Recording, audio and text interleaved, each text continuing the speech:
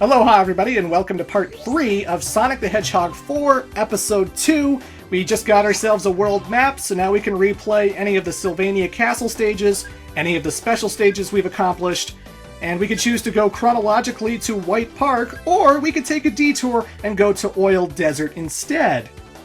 Or I could push the left bumper button to replay any of the Episode Metal levels, which took place on Episode 1's map. So yeah, Episode 1 and Episode 2's maps are like right next to each other. You just have to look past the mountains of Oil Desert and you'll see Mad Gear, Casino Street, Lost Labyrinth, etc. So, Dr. Eggman didn't travel too far. Dr. Eggman didn't travel too far. Either way, folks, White Park Zone is my personal favorite zone in the whole entire game. I think it has the best boss fight. I love the first two acts quite a bit. The third one's but I don't think there's any zone in this game where all three acts are really great, so I'll take what I can get. And what I can get are a whole bunch of fresh new badniks, as well as Eggman Snowman! Hey! I gotta try making that in real life. That looks doable. Either way, I just love the aesthetic of White Park. I've always been a fan of nighttime winter stages, right? Whether it's Mega Man 8, whether it's Sonic Advance 2, it makes me all nostalgic about my own hometown, and it makes me nostalgic about, like, walking home from school, and, like, the sun would set pretty quickly sometimes, so, like, I'd be walking through the snow on a nice calm winter night while it's very lightly snowing, and that always fills me with like happiness and joy, because that's like my favorite weather condition ever.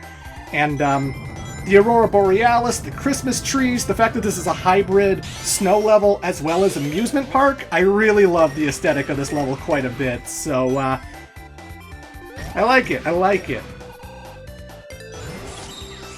Right here, there's a whole bunch of snow that I need to get through, but I have to turn into the rolling combo in order to burrow through it. Sonic can't do anything, like he can't spin dash into it normally. And the snow reforms, and it will crush Sonic and kill you if you decide to uncurl the rolling combo in the snow. Nope, I'm taking the higher pathway. I'm not falling down there. Tails is going to save me, and I'm going to take the higher pathway, damn it. But when you're using the rolling combo in these snow sections, don't uncurl, don't push the B button to get back to normal, because if you're in the snow and then you go back to normal, it will bury you, you will die, and that'll be no good.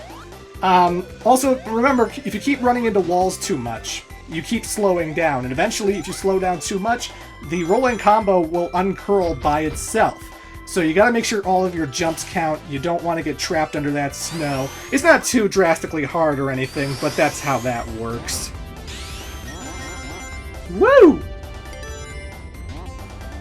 I like this level quite a bit. Obviously we've seen that red rings are in the game.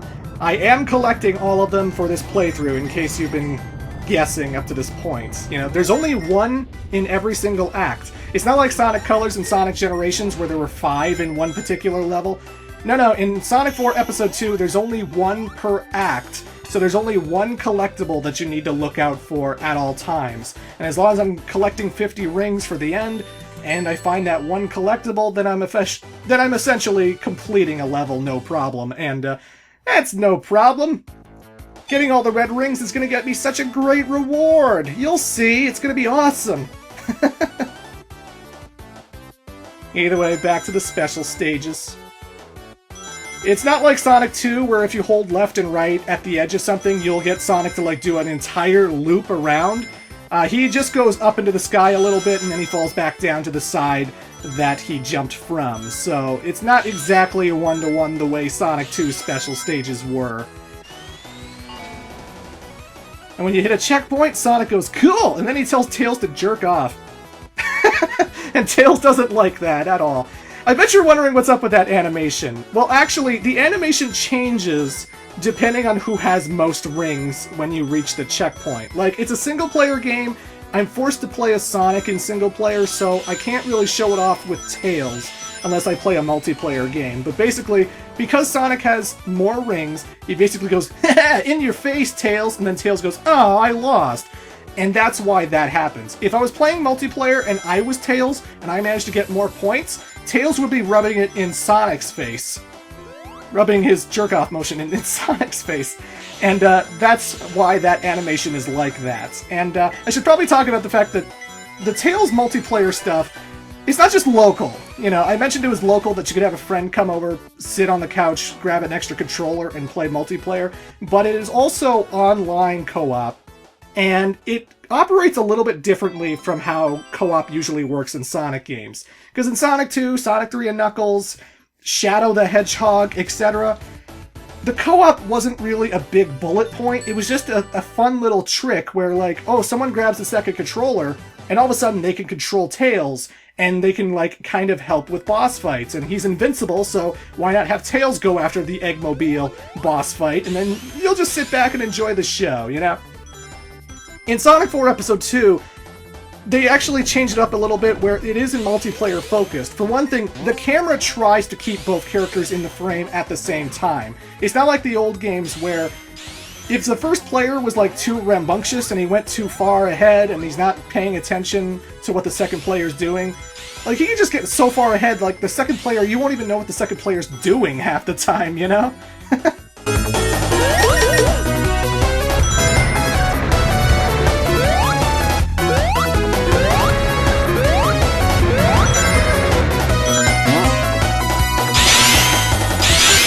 I love that reference.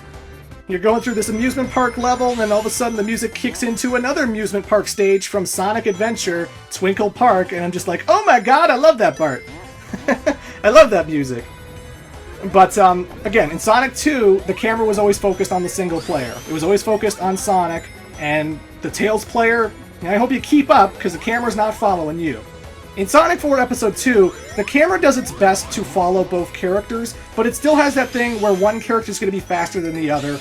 And so what happens is, eventually, if the character gets too far, the camera will reset and go focus on that character, but the second player will be, like, dragged to where the first player is. Like, let's say Sonic goes right off screen right here, Tails can't keep up, the camera will cut to Sonic, and then Tails will be floating as a like, he'll have an invisible shield and he'll just be sort of floating behind Sonic until the player pushes the jump button to get him out of this floating bubble thing that he's in. And that's how characters can be tethered to and from. But this game actually has a tether button as well, which is kind of awful when you're playing online multiplayer with strangers and there's like one player who just wants to be a dick and a troll and he doesn't want to play the game properly. Because both Sonic and Tails have the option with the right trigger button to immediately pull their partner to where they are. Like at any point in time, you could both be on screen, you could both be running to one particular destination. Hell, I find this always happens here, that like, you'll be running to the signpost. Sonic's about to hit the signpost, and then the second player, as Tails, can push right trigger to yank Sonic behind Tails so that Tails can cross the signpost first and get his, you know, his picture on the signpost. And that's such a dick move that, like, anyone at any time could just be like Scorpion from Mortal Kombat and just go, "Get over here!" and just drag you to wherever they want you to be. So that's just like, ah.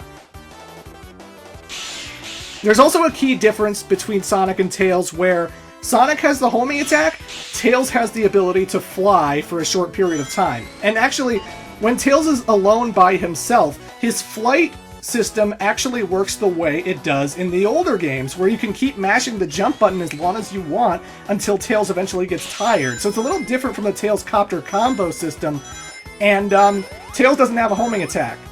So if you're playing online multiplayer as Tails, you'll see all these bubble enemies, the blue badniks that you homing attack chain to reach higher places, and Tails can't homing attack them, so you either have to fly over them or you have to just jump into them once and hope that you bounce into every single bubble to get to the top, you know what I mean? So it's a little bit of a different thing when one character can fly, one character can homing attack. Both of you can activate the copter combo or the rolling combo whenever you want. Again, which leads to some really trollish moments where you're just playing the level and then your buddy decides, I want to be a rolling combo right now, and there's nothing you can do about it. I might have to, like, record some online multiplayer later. I haven't recorded any at all. I finished the entire playthrough. I probably should have told my friends, like, who wants to play multiplayer with me, but I might show it off in an extra video, honestly. The multiplayer can be rather trollish and dickish, and it's an interesting system, if I do say so myself. You also both share the exact same ring count, if I believe. I haven't played it in a while, but I believe that's what happens. So if one character has 0 rings, they die, and then they have to sacrifice a life to come back in. So, be careful and be stingy with your ring count, you know? Be careful. Either way, White Park Act 3 is the underwater level that most people are going to drown in. It's got this really annoying badnik that it's this walrus, right? And this walrus creates this big ball of ice. And it's used to block pathways so that you can't go forward in a particular area. But the problem is, there is a section at the very end of this level where you run into like a whole hallway filled with these walruses. And they can just create all these ice blocks where you can't get out. You know, you can't break the ice blocks, they're indestructible. You can't use the rolling combo to go through them. And if they create all of these ice blocks where you are, it's kind of like this, only the spring launches you so high you don't have to worry about it. But later, you know, there are going to be so many that they create these pathways, and if you're too late and you get stuck behind one, you can't go forward and you can't go backward, and then you just die because there's no air bubbles, and you just have to wait out and drown, and that's just like, not a big fan of that level design. What the hell, game? What the hell? Still, Tails can swim indefinitely. It's something to remember. There's my red ring. It's totally gonna be worth it. It's totally gonna be worth it. You'll see. Sonic can occasionally run on water. He did it in Sylvania Castle. He does it here in White Park, but it's very specific, scripted moments, you know what I mean? The air bubbles... the one tricky thing about Tails Copter Combo and air bubbles is that it applies to the main character that is playing, right?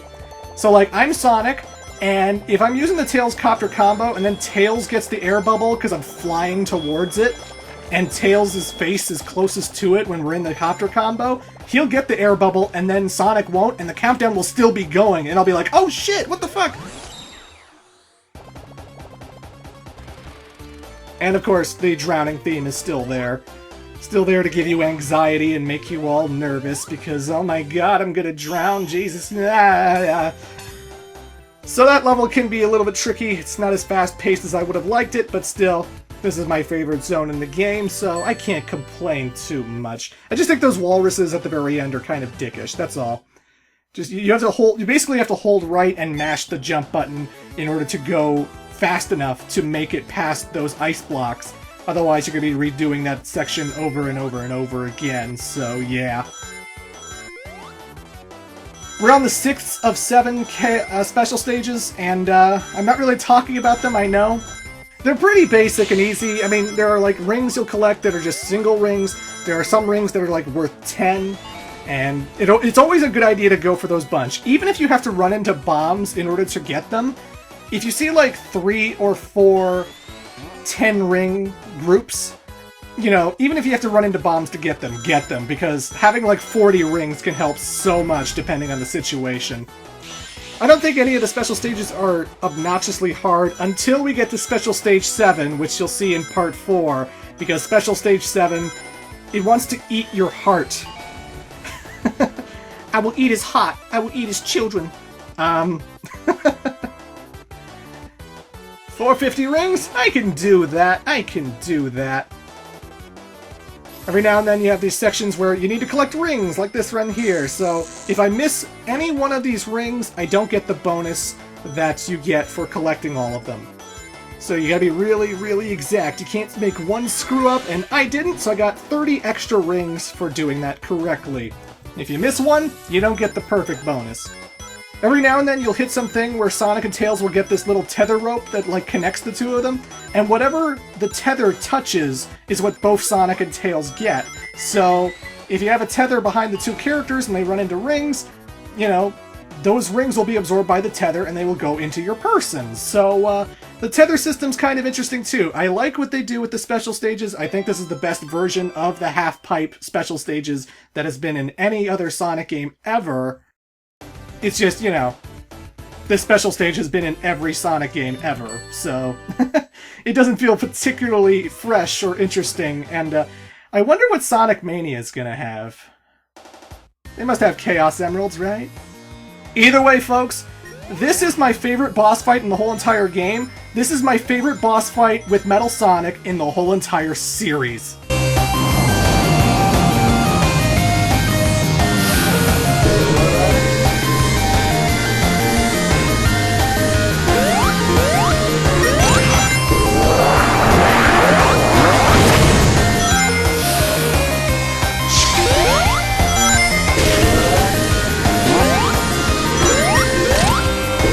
Sorry for not talking. I love this theme song so much. It kicks Eggman's Pinch Music's ass so much. This to me is Metal Sonic's theme. I like this fight more than the Sonic CD one. I like this fight more than the Generations fight. This is my personal favorite Metal Sonic fight of all time. And basically what's happening is this. You're chasing him along this roller coaster track. Every now and then he'll turn purple and he'll go off screen so that he can roll ahead and you'll need to jump over him. He has the ability to create electricity, which can go high in the sky, low on the ground, or that covers the entire area. And if it covers the entire area, you'll need to use the Tails Copter combo in order to fly over it, because you won't be able to jump over it. Like, it's underneath, there's an opening in the middle, they can do that too, and now there's electricity between the two things, so I need to fly with the Tails Copter combo in order to get over that. And unfortunately, sometimes there are these springs that are on the front track that will bounce you all the way to the back track. And when you're on the back track, you can't hurt Metal Sonic at all because he never rests over there. He always rests on the front track.